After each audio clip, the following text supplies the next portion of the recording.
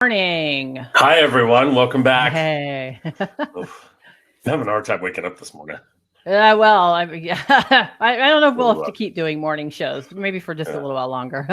No, I was at the gym way too long yesterday, and my body's catching up to me. This was like, I'm not happy today. Probably don't do the recovery that I should, like normal human beings. Stretches and stuff. Ice baths, saunas, things like that. Ice bath. I don't do those. I don't fit in bathtubs, and I don't have a tub out in the backyard. You need one of those Roman tubs, huh? Yeah, or I don't know, one of the one they wash horses in. Or very large pigs. That's what I need. Yeah, standard size bathtub. It doesn't even fit me. I can't imagine that you could sit in one at all. Forgo the romantic candlelit baths because they ain't gonna work for you, mister. Right. Yep. Oh, I'm fuzzy. Hold on a second. Yep, you are. Doing that anyway. So we're jumping on a little early for those who are, well, there's no one here watching, but those who are watching, we're a little early. We have a guest today, Dr. Wednesday Martin. Mm-hmm. She has written a lot of books and does a lot of sexuality stuff. And one of her most recent books kind of branches off from Sex at Dawn to talk about women's sexuality. It's called Untrue. Why nearly everything we believe about women, lust, and infidelity is wrong, and the new science can set us free. So that was a couple of years ago that it came out, but I think it's similar. So she might get into that. But the real topic today is what? Right. So I actually interacted with Wednesday online when I don't know if I was following her already or not, but when she had put an idea forth out there that she was challenging the idea of consensual or ethical non-monogamy and wanted to see the word changed that describes people's non-monogamous behavior, activities, whatever. Right. It's not that she's challenging the idea; she's challenging the wording. Well, but the words and ideas, okay, and how they're interlinked. Well, I meant like she's not anti-non-monogamy. No. She's not anti-non-monogamy at all. No, it's more that her position was ethical and consensual come with a whole lot of baggage and set people up to either have big disagreements about it or accept it on faith. How someone's describing their own non-monogamous activities, and then maybe they're not as ethical or it's not as consensual as they claim. And so she's proposing that the word disclosed be used when people are sharing with one another that they are non-monogamous. So right out of the gate, it's a neutral way of describing the fact that you're non-monogamous, and it can open doors for people to discuss what that looks like for each person to see if there's compatibility in how they navigate non-monogamy, right? And I added to that that we see, and people don't want to talk about this, and I'm not well liked for actually calling this out at all. I've been deplatformed for it and all kinds of stuff, which is that when you, especially in sex positive communities and poly communities and radical communities, that it makes room for those who abuse to claim that they are something they are not. Right. And it silences people who have been abused by predators or predatory people in these communities. So, and I've gotten all kinds of flack for that. And like I said, I've been deplatformed a few times and stuff. So I'm one of those whistleblowers that people don't want to hear from. So we should definitely get into that. And that's okay. Yeah. And not only that, but because I've experienced myself and this kind of this abuse, and also know, once I came out, all kinds of people that I didn't even know had the similar experience, like lots. And some of the like bigger, well-known names in the non-monogamy communities, a lot of those who are prominent advocates and educators were outed as actually being predatory. It's alarming that this kind of language is being used. So I think her suggestion of the idea of disclosed non-monogamy is a really great way to move forward and to have conversations about non-monogamy and the pitfalls of it and how we can interact with each other better and be more transparent. Sure. Right. And as soon as she pops in, we'll add her. We'll get it going. Yes. So, yeah. Okay. She said she's going to be about 5 minutes late, so that's fine. Okay. Yeah. So, and you know what? I want to talk about this, and you and I don't really talk about our friendship. But I think this is a really great topic to kind of highlight. And you and I talked about maybe having this conversation at some point is, most of our viewers don't know that you and I met on Tinder, right? Yeah, it was like Tinder or Bumble or something like Tinder that. or Bumble, whatever. Years ago. Yeah, years ago, like almost 5 years ago now. And actually were lovers for a while. And even you and I in that have had differences on how we navigate these things, even as two people who aren't each other's primary when we did have an intimate relationship, right? And so, and how that can cause misunderstandings. And I don't know that I would say that you and I have ever had hurt feelings with one another, but we have had misunderstandings and differences of opinion. And also, I think I would like to use our example as one example is how we can navigate that successfully, right? And still maintain a close friendship and all that other kind of stuff. So there's a lot that we can use in terms of material with this idea of disclosed versus ethical and consensual and some of the stuff that we see surrounding that. So I'm glad to actually use that as an example too. So she's going to be here in a couple minutes. So what we did an episode, oh God, I think when we were still doing Baking Naked, when we talked about this idea of cognitive or a neurological consent and how it manifests itself in the brain and also with I can't remember the author's name of that book that we Lieutenant Gabe Grossman, author of On Killing, and he talked about, and what it was response to threat. So we kind of tied some stuff together, and he was talking about response to threat. The three responses that we typically know are flight, fight, and freeze. Yep. Oh, I think she's on, or she's about to jump on. Someone is about to jump on. Yep. Could be. Yeah, it's Wednesday. Yep, Today's Thursday, so that would make sense. So I'll wait till she's ready and continue. Okay, well, right. So Lieutenant Dave Grossman was talking about fight, flight, or freeze, but he also added. So he argued that those were between species. That whenever you are prey, you're going to be eaten. Those are responses to that level of threat. Now, within species, you still have fight, flight, and freeze, but it may not be to the same degree. He also added submission and redirection, which we kind of altered to negotiation. That's right. Yep.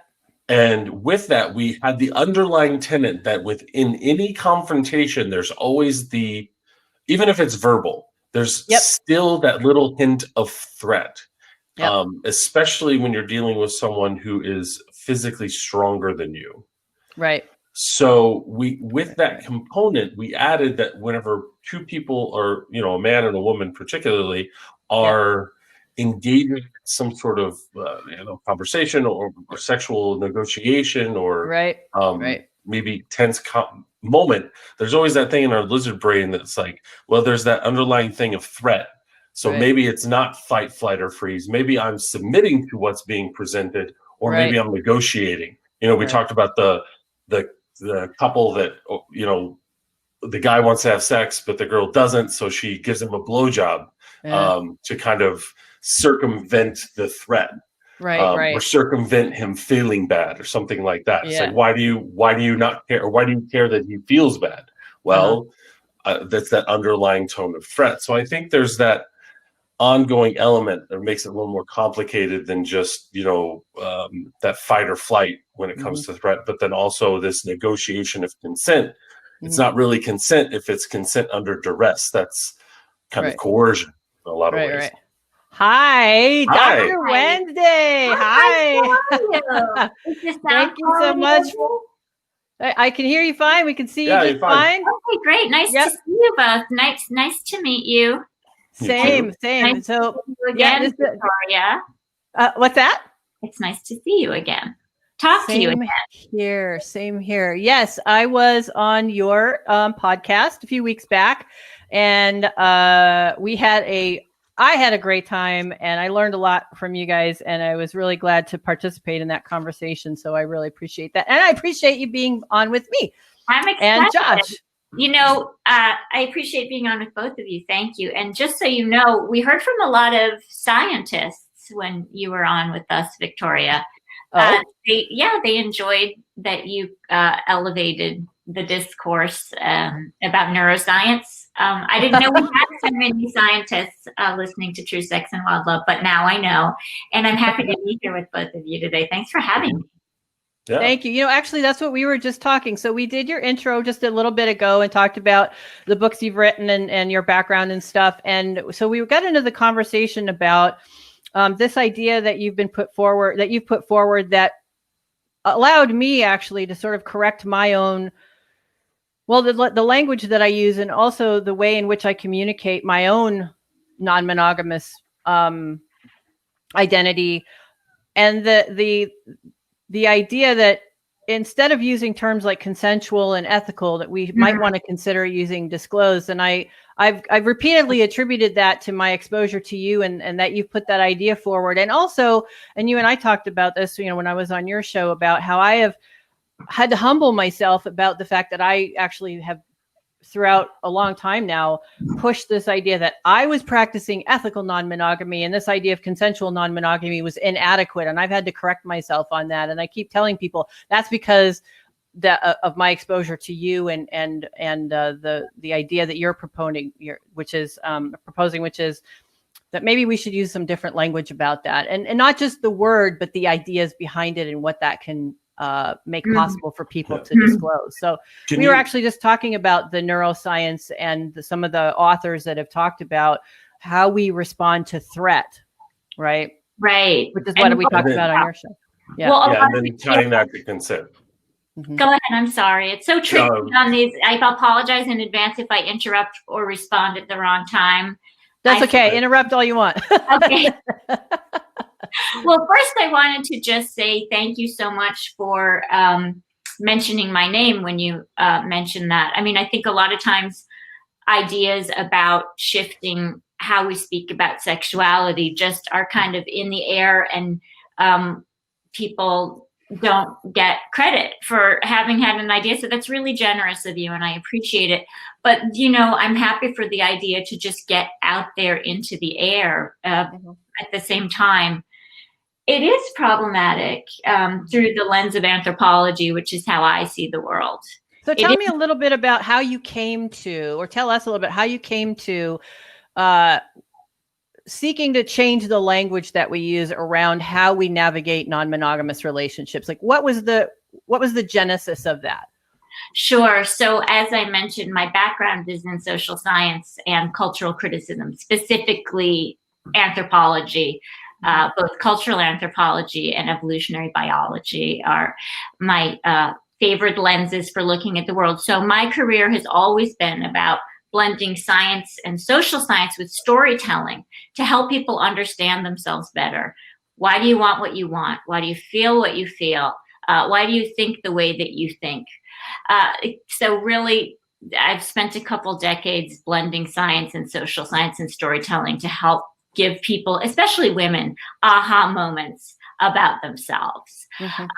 So when we talk about using terms like ethical non-monogamy and consensual non-monogamy, I have to take a step back and say that through the lens of anthropology, our sexual practices and preferences and beliefs are very linked to our ecology, right? Anthropology teaches us that our sexuality sort of happens at the intersection. For women, at least, I like to say that female sexuality happens at the intersection between the culture and the clitoris, right?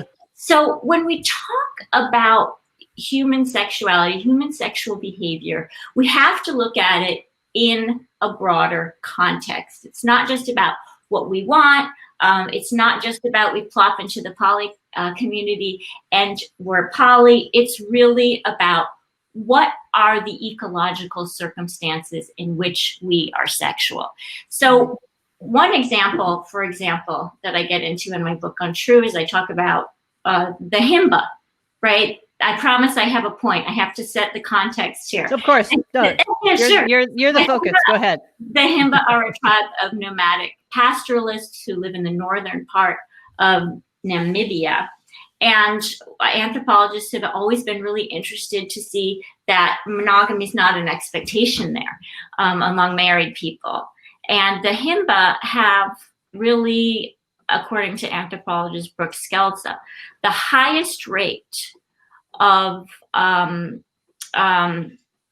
sorry, let me put this in lay terms. Among the himba, the highest rate of women having babies with men who are not their husbands of any small scale society in the world, okay? Mm-hmm. And so anthropologists had to look at why, and the answer was ecology. The answer was that the himba are not patrilineal. Men don't pass their cows down to their children. They pass their cows down to their sisters' children. So they don't really care that they might be passing their property down to children who are not their own, right? So they don't have to worry about that. Another example about how ecology and the himba tolerance for female infidelity are linked is that men often spend a lot of time at the cattle station. Right? So they're very far from their wives, and their wives are often very far from their husbands. And it starts to become just more efficient. Rather than drive yourself crazy with mate guarding from a distance, it starts to just become more efficient for everybody to tolerate that maybe my spouse is doing something with somebody else while I'm away. And for a himba man, the benefit is, well, I can have a girlfriend at the cattle station and she might give me a baby. And my wife, if she has a boyfriend, has somebody taking care of her back at the encampment, right?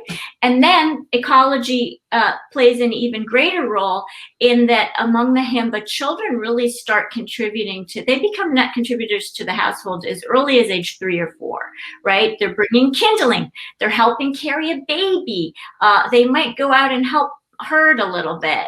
They might help repair structures starting at a very early age. So it actually costs a himba man very little to tolerate that there is a child not his own living in his household. One more example of how ecology plays a role in the tolerance of female infidelity there is that a woman's boyfriend, the father of the married woman's baby, will contribute to that child's well-being and is expected to. He'll deliver meat. He'll, help with some child care aspects. And in addition, the guy at the cattle station is thinking, well, look, if my wife gets sick, there's somebody there to drive her to the clinic. If there's a drought, there's somebody to bring water. To make a long story short, female infidelity among the himba benefits husbands, wives, and children. Right.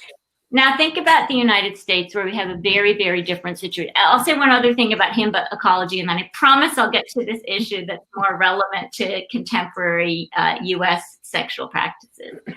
Himba women live close to their parents, right? So even though they disperse from their natal groups at sexual maturity, as we say, even though himba women marry men and move usually to their husband's village, they retain very tight bonds with their kin, right? So if a himba man treats a woman badly, a himba woman badly, she can just get up and go, right? She doesn't have to book a plane ticket. She doesn't have to get in a car and put the kids in the car and drive. she just gets up and she votes with her feet, as the biologist, the sociobiologist Sarah Hrdy writes about female autonomy. So she just gets up, she votes with her feet, and she says, I'm going to my parents. And here I have a whole dense network of kin support, child rearing support, people to feed me. Okay. That's one context in which female infidelity is tolerated due to very different ecological circumstances than we tend to have here. What's usually the death rate of that community?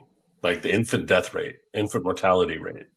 I don't have information about the infant mortality rate among the Himba, but if people want to look into that, Brooke Scelza is the anthropologist from UCLA who has done the most work about female reproductive and sexual and social strategies among the Himba. So check out Brooke Scelza's work for that answer and many more.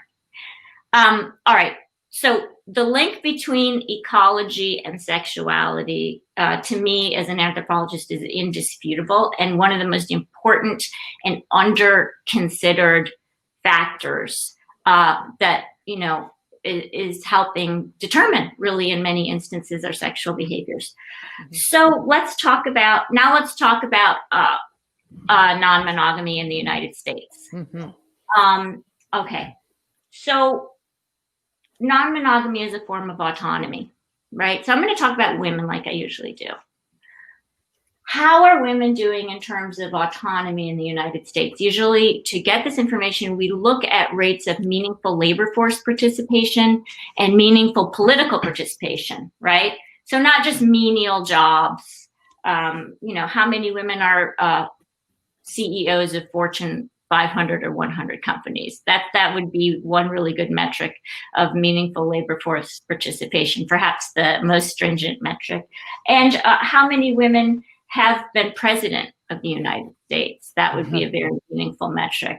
And what we see if we look at data, the last time I looked at this data, I saw a study from 2017, is that according to the worldwide ethnographic data, when you look at female labor force participation and meaningful political participation in the United States, we rank about halfway down of 200 countries ranked.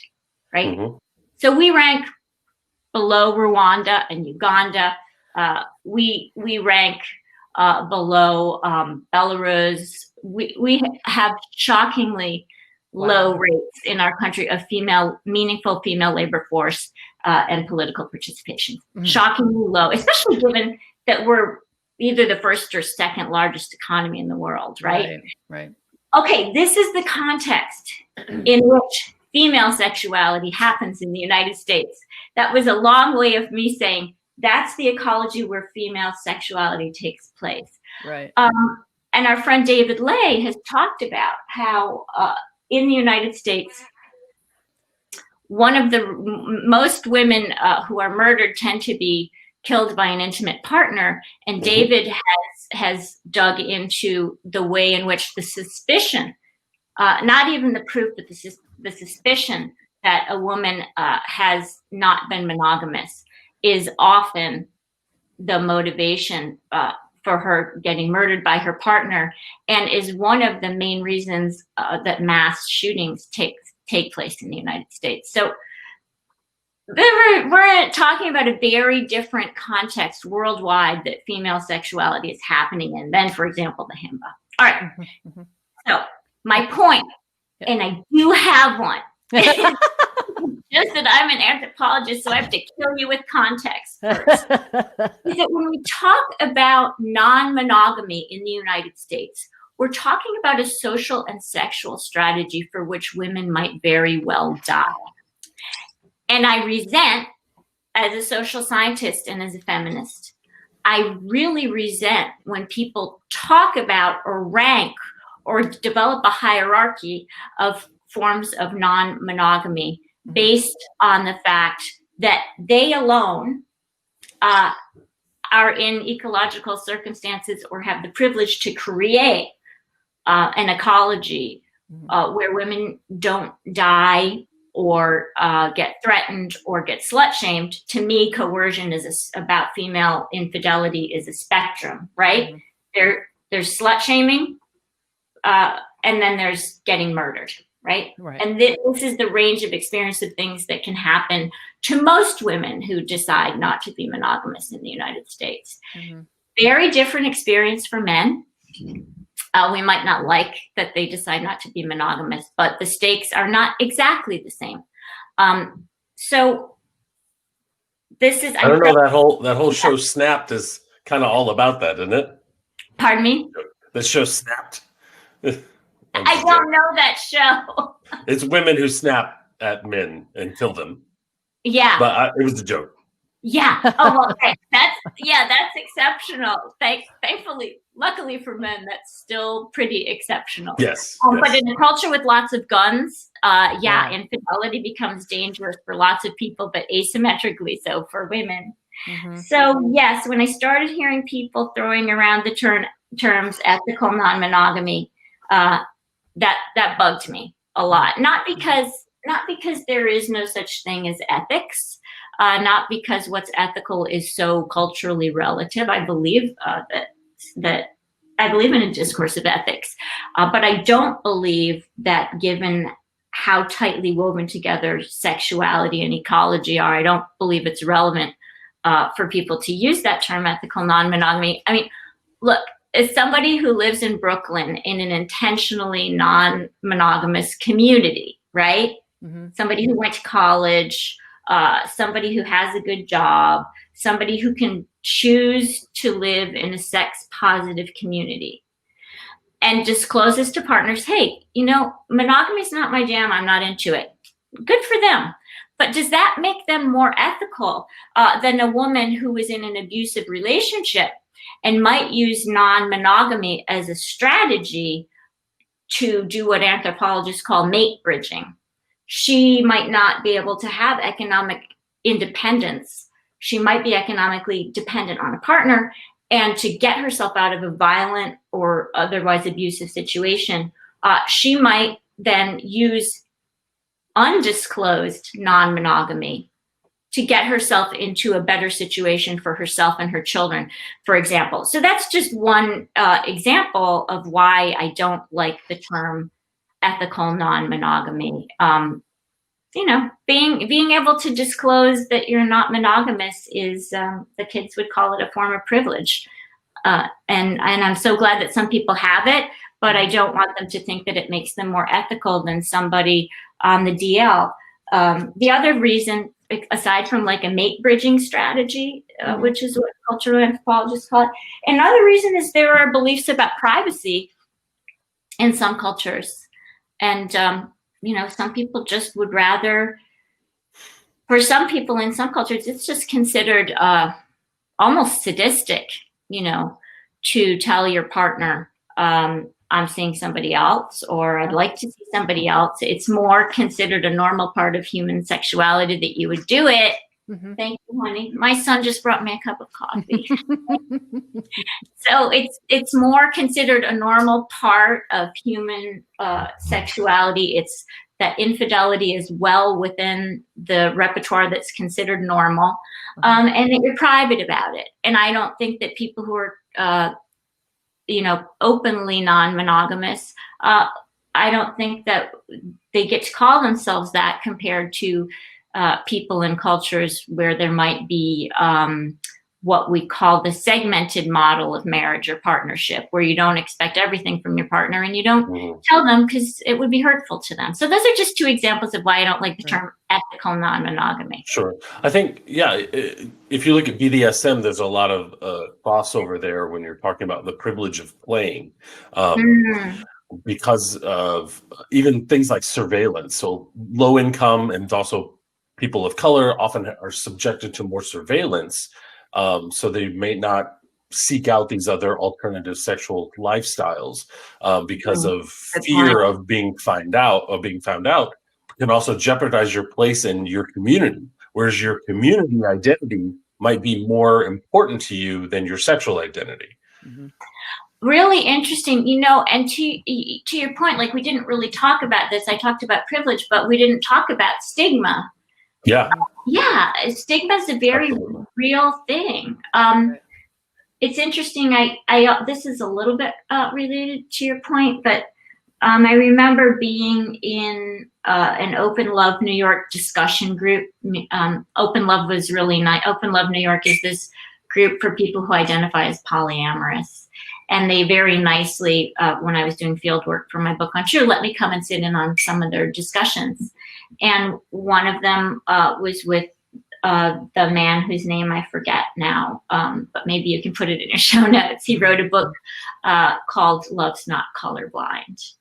And he wrote about being Black and poly, and you know, the different assumptions that people had about him as a Black man being polyamorous versus what somebody might think, you know, about a white woman being polyamorous.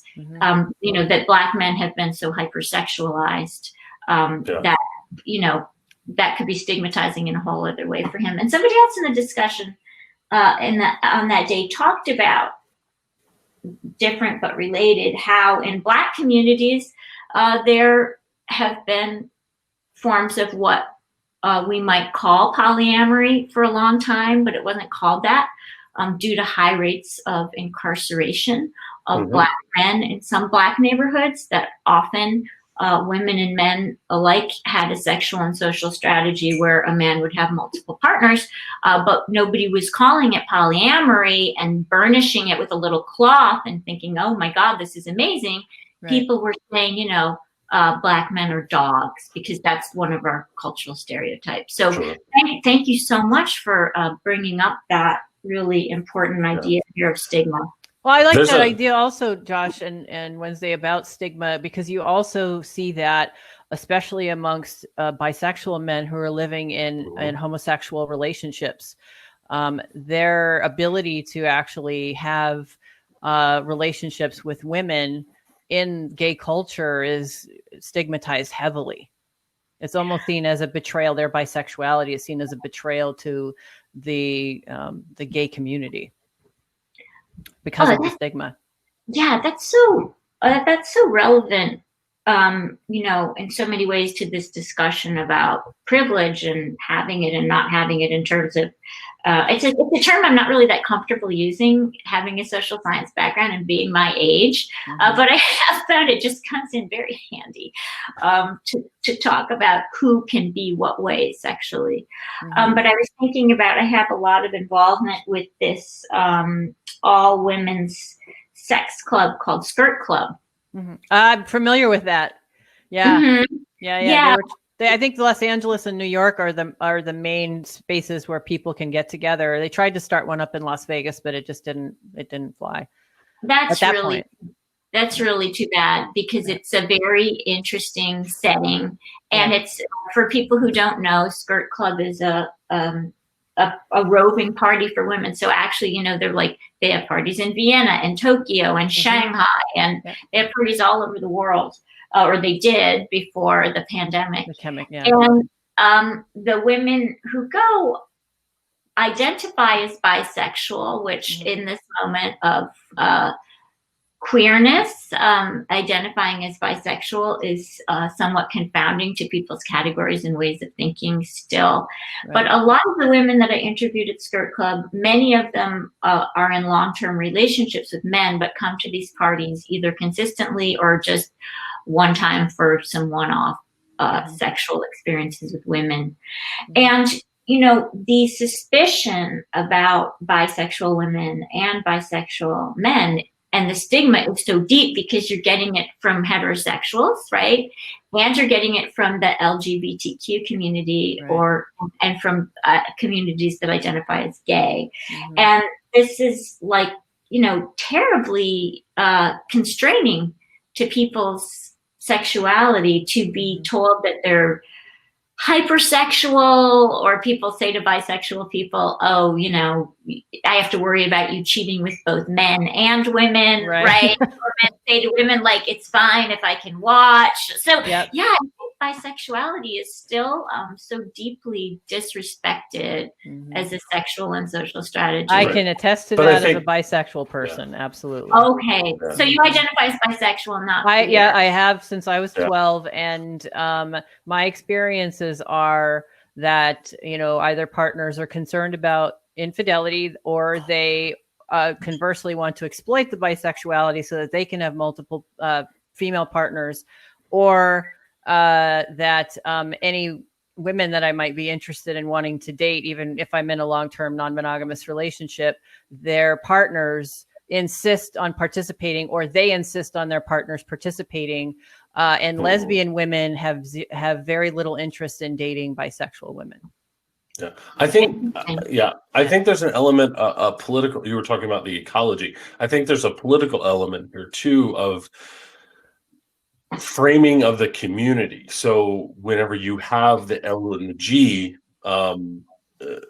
as these foundations of these political movements, someone who, as bisexual people have been called, fence sitters, don't really jive with the framing of that political message. Because so it kind of they want you to be a part of the group or not.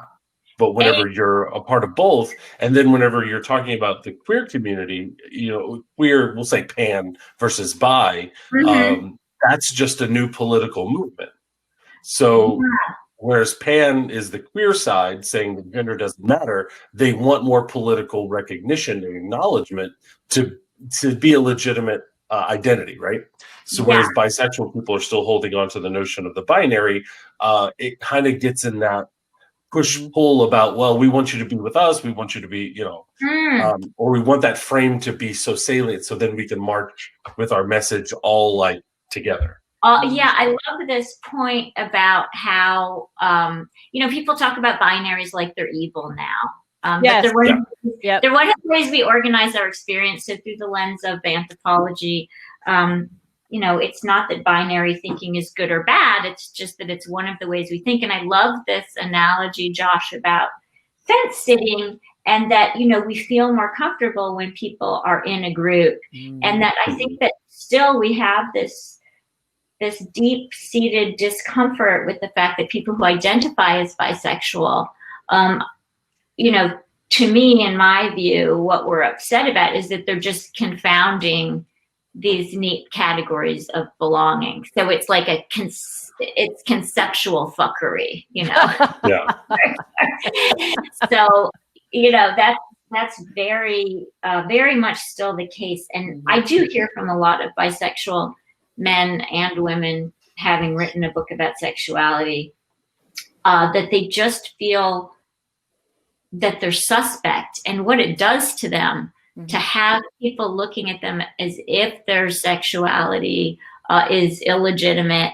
Or, what a lot of bisexual people talk about is, with me at least, is the burden of having people think that you haven't made your mind up yet.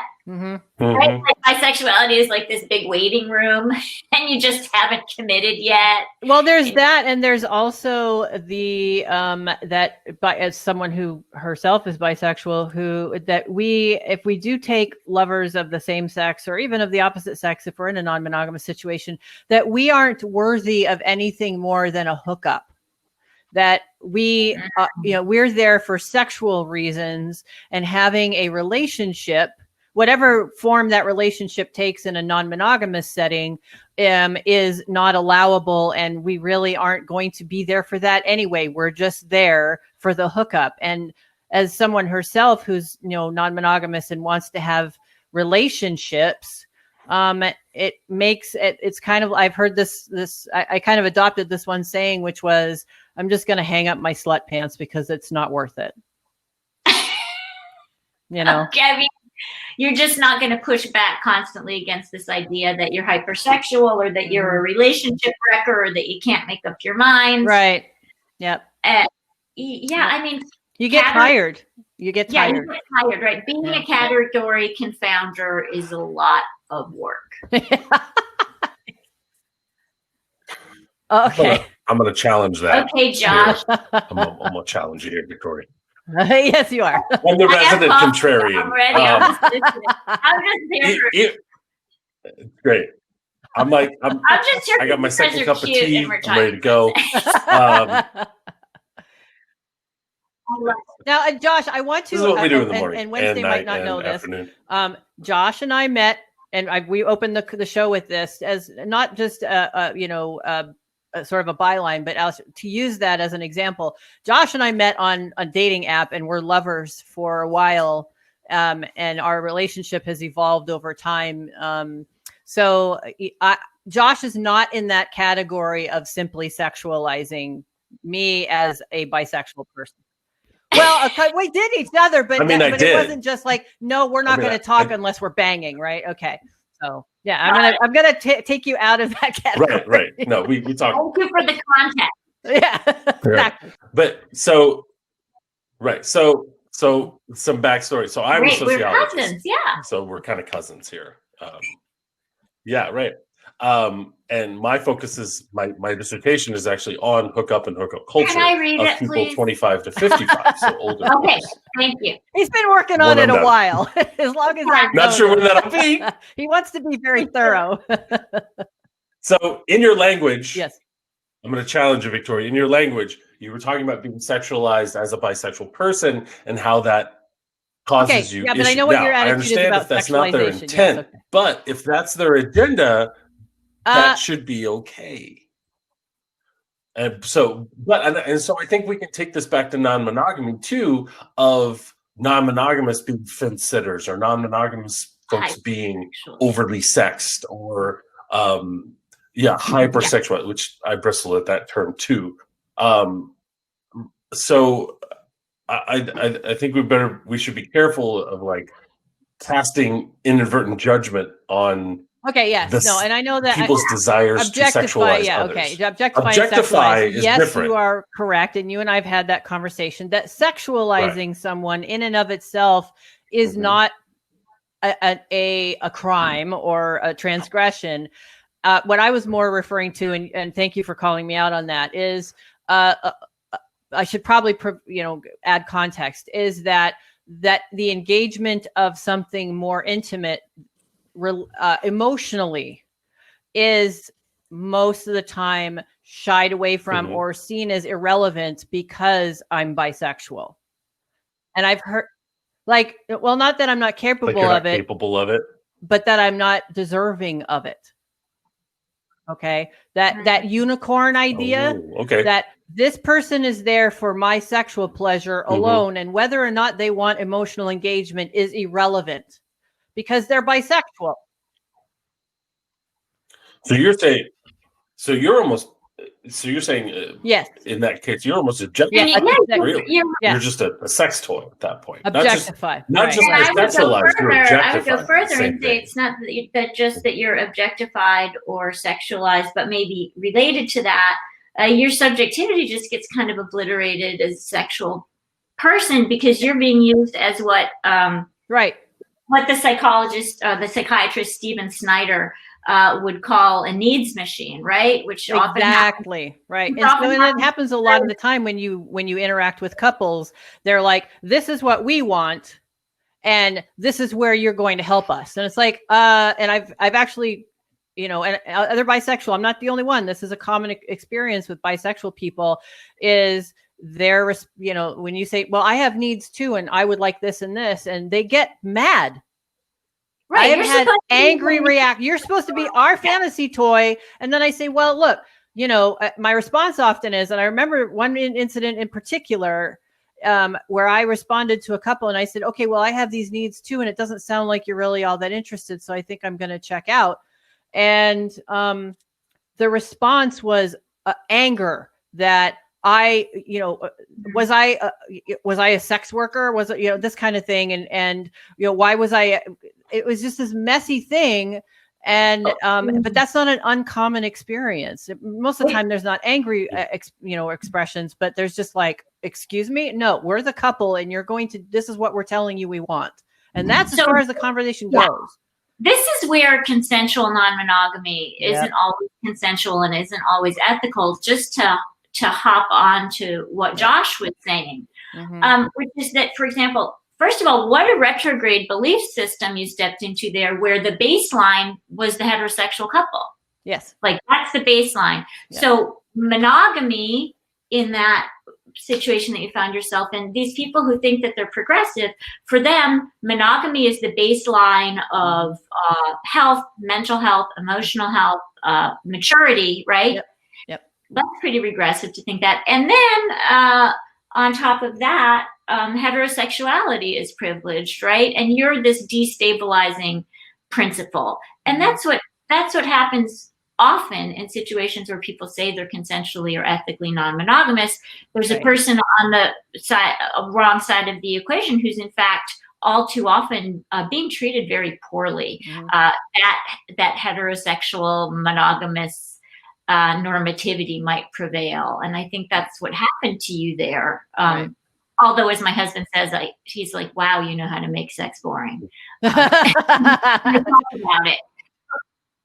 Yeah, no, I think we all do. Yeah, I think we all do. Yeah, I think that's a great. That happened to you. Yeah, and I think that's a great jumping point into one of the things that I often talk about and have been deplatformed for many times and demonized for is this idea that these terms, ethical and consensual, especially if they're used by prominent people in the non-monogamous sex positive communities, can be used to prey on others, right? And to create a false sense of not just privilege but superiority over other people in the community. Well, I'm this person and my practices are this because I am ethical, and if you don't adhere to that, you have a problem, and if you feel hurt by that, then you're the problem, not me and my practices. And that's something that I actually talk about a lot is the idea of predatory behavior in sex positive communities,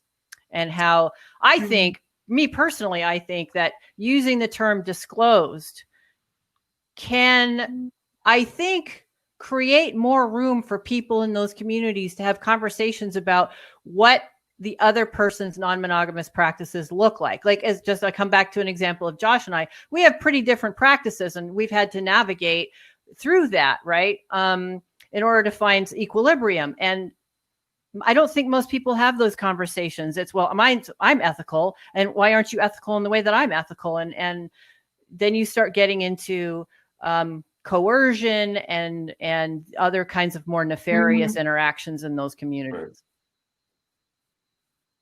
And I think it's important to let's give context here. So what she means by the difference is in some instances with my previous partner, there was some we had a don't ask, don't tell policy for a little while.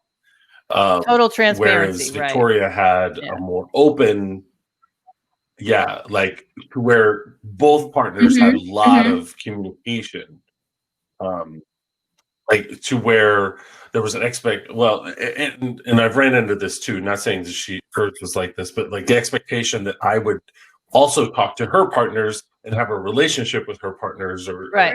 My previous partner had the expectation that Josh and he would have a close personal relationship, and Josh doesn't navigate things necessarily that way. Right. To this is a really interesting thing that I'm so grateful to you both for bringing up when we talk about why do we have to use the term ethical non-monogamy, which is just too freighted, consensual non-monogamy I think we need to talk a little bit about how people are often being coerced. Because of this damn book. This is why we all have to use this fucking language, because of this here. Yeah. This is how we do it. Yeah, and everyone else should do it this way. To your point about Josh and your partner, Victoria, having very different views. Transparency. I mean, we live in a culture that just fetishizes transparency about our sexuality. And a lot of us think that's dumb. A lot of us think transparency is unsexy. A lot of us think that transparency is the best thing that you could possibly do. But I think I just want people to be aware of, and I'm so grateful that you guys talk about it, transparency is a thing, but it doesn't make you better or worse. A lot of French people just would think, if you talk to them about transparency, about multiple partnerships, they would think that you were a lunatic, right?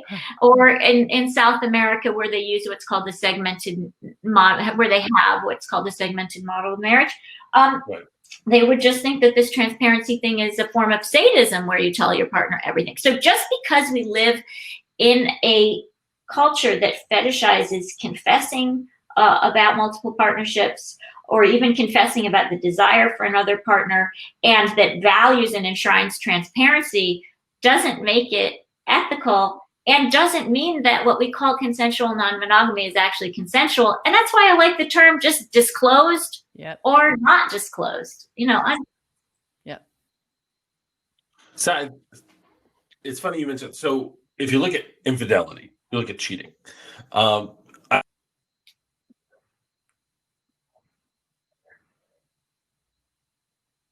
That if you cheat, but they don't find out, you should not tell them. You should not tell your partner, especially if you say you split up. Say you have a girlfriend, boyfriend, whatever, and you cheat on them, but they never found out, but you split up from other reasons. You shouldn't tell them, because that unburdens you and puts the burden on them. So being transparent, it almost has a underlying of in that vein. Has almost an underlying of like selfishness. Like, forgive me. Give me your. And forgive maybe me. somebody doesn't. Rather than you carrying it. So when we're talking, I guess the way that I have heard people handle this is just if it has to do with health, right? Then you have a clear. We believe obligation to disclose. But what about, to Josh's point, if you just want somebody to give you like a clean ethical bill of health and pardon you? That is, I agree, Josh. Like, there are ways in which you can see confessing to somebody about something that you have done when you have a monogamy agreement, or when monogamy is just the presumption. Because let's face it, most people in monogamous arrangements never had a discussion about it, right? Most people, monogamy is the default, right? So, so when you step away from your non-agreed to agreement, I think a lot of times you're just asking people for absolution, and that's there's an argument to be made that that's just people being selfish. Well, I think also I would like to add to that, and coming back to the thing that I talk about a lot is, I do, because of the stuff, the material that I studied in my PhD, which was on necrophilia, I accidentally stumbled upon what are known as cluster B disorders. And I think it's important to include that in some cases, these forms of transparency could be used as a triangulation method for those who might be on this cluster B spectrum. Well, I'm telling you all of this and telling you how wonderful it was because I might want to stir jealousy in you so that I can control the way you navigate your relationships, right? And so I think that's another aspect that's important to add to that discussion. Yeah, I think great point. Yeah, I think too, especially in the Western society, Western Europe, and in American society, our history of sexuality is so grounded in medicine that we have a hard time escaping that medical model. And confession, as a Foucaultian argument here, Foucaultian framework, the confession becomes the way in which we engage in that medical model. We confess to the doctor, who then diagnoses us, and tells us our sins, and tells us who we are, and tells us what's acceptable.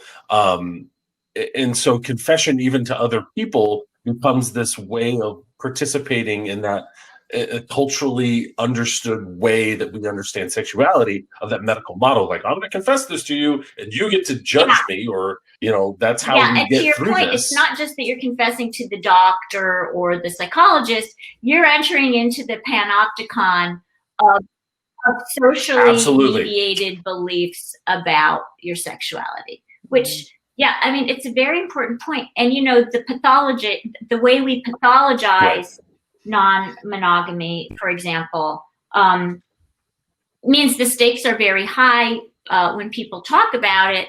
But then on the other hand, it's not like monogamy is some easy answer, because you might find yourself in a community where there are other forms of surveillance. There's a different kind of panopticon. In this case, are you ethical enough? Are you transparent enough? Right. So,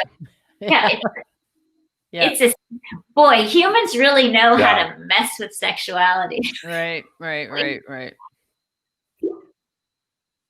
Yeah. You know, so I teach a sexuality class at UNLV. And the first day, my lecture always starts with how stupid I think this class is, how dumb it is, how dumb that I have this career, that we've made sexuality so complex when really it should be no different than like learning how to go to the bathroom, like that rudimentary, that basic human instinct, basic biological level. But we've made it so complex. We have to have college classes on it. You know, and people with PhDs. There's three of us here who have careers. Can I say? I think that you at your Marchamiana, is Marchamiana now the president still of the university? She's a sex researcher at the university. Sounds familiar. At the University of Nevada, Las Vegas. Yeah, that name sounds really familiar. And a person who has written a lot about female sexuality, women and women losing interest in sex in long-term. Right. That's right. Yep.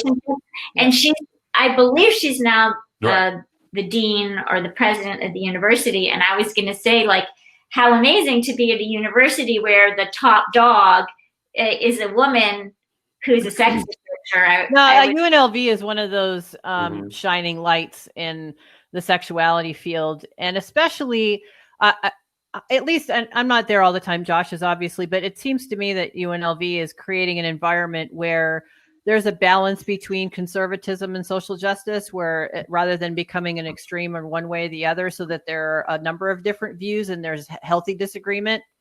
At least that's what it seems like on the outside, because I've met all kinds of different sexuality scholars from UNLV, and I think it seems to be a really great place to still enjoy free and open discussion. So. I was going to say, I love the idea of starting a lecture in a course about sexuality, just saying it's just so dumb that I have to do this, and tell students how and why and how peculiar and how Western it is, right? I love the idea of giving them context that way. Yep.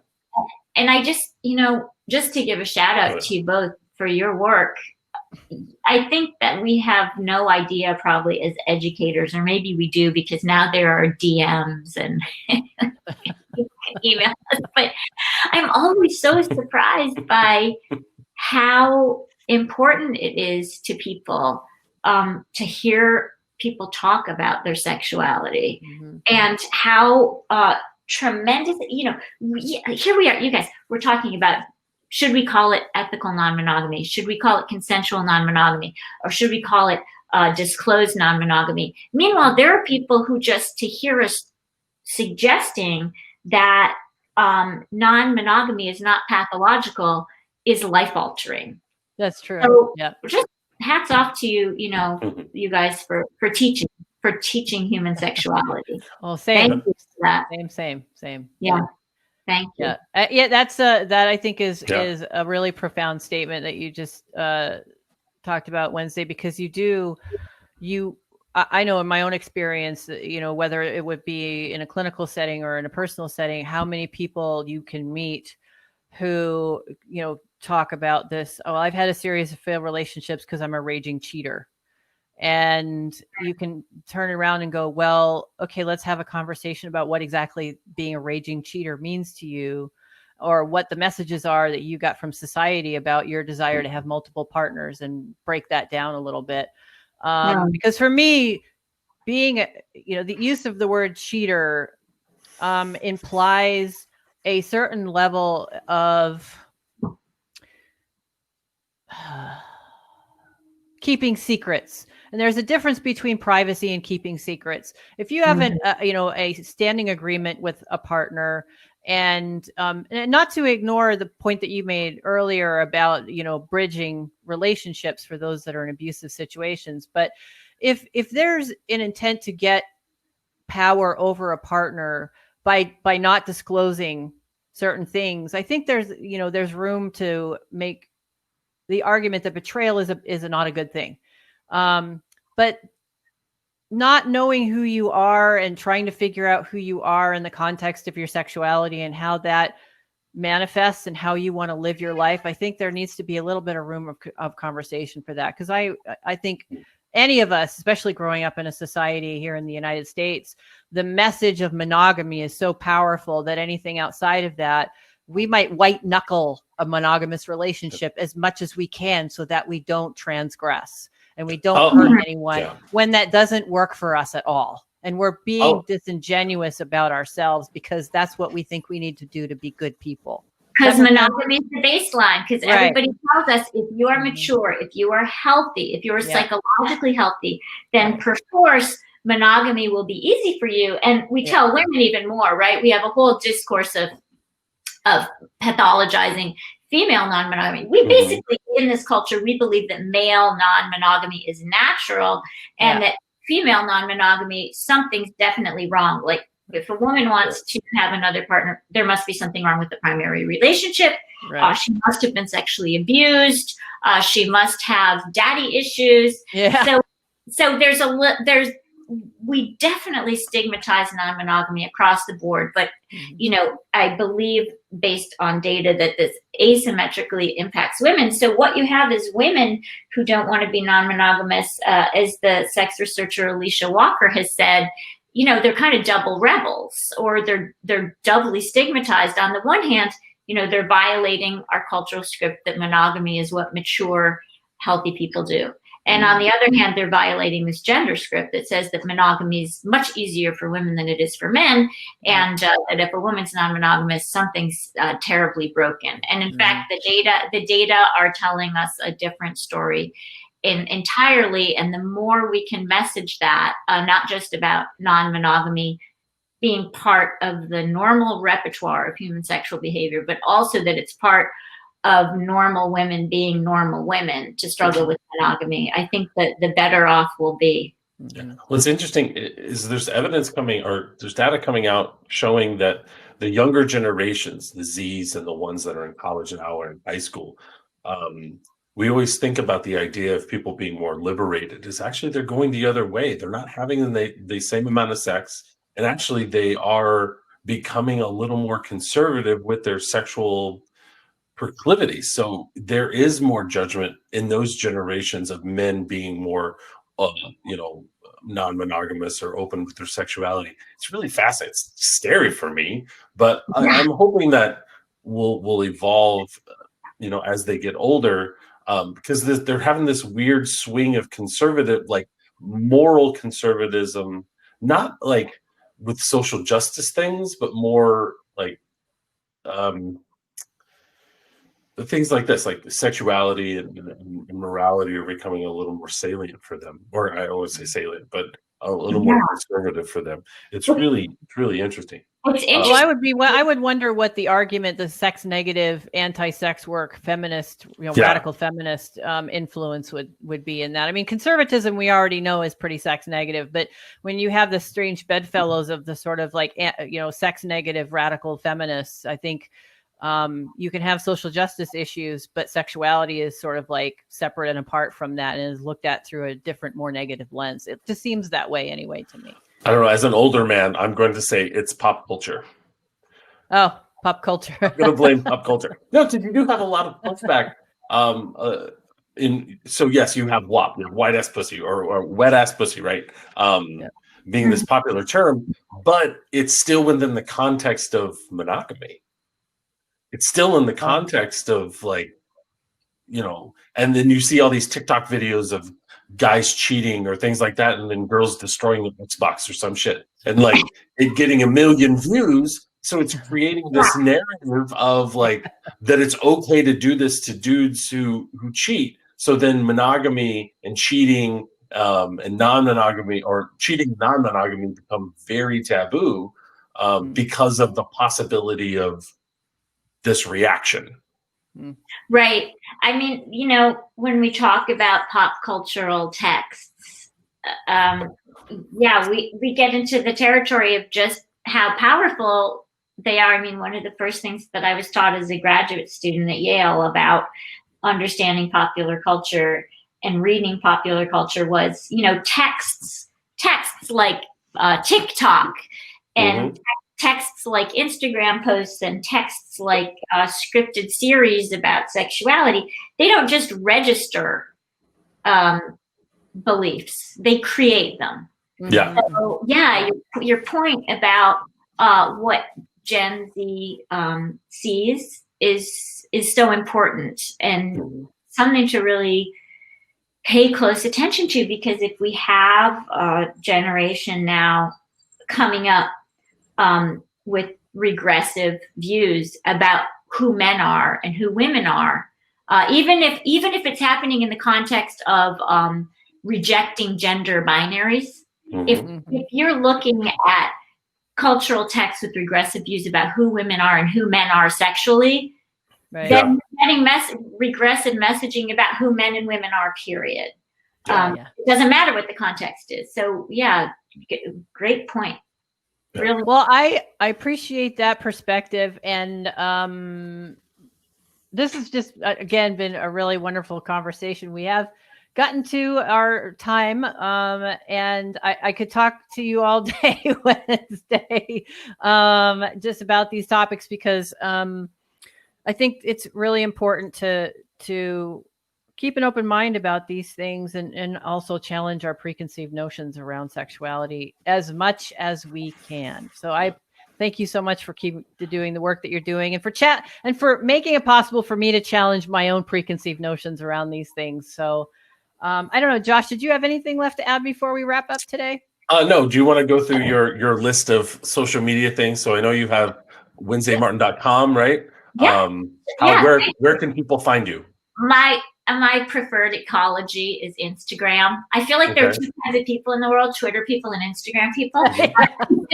But mostly I do the devil's work on Instagram, which is at WednesdayMartinPhD, and on Twitter I'm at WednesdayMartin, and so that's where people can find me. And I just want to say thank you for having me on. Thanks for fighting the good fight about destigmatizing different sexual practices and strategies. I love that you guys are doing it. Thank you so much.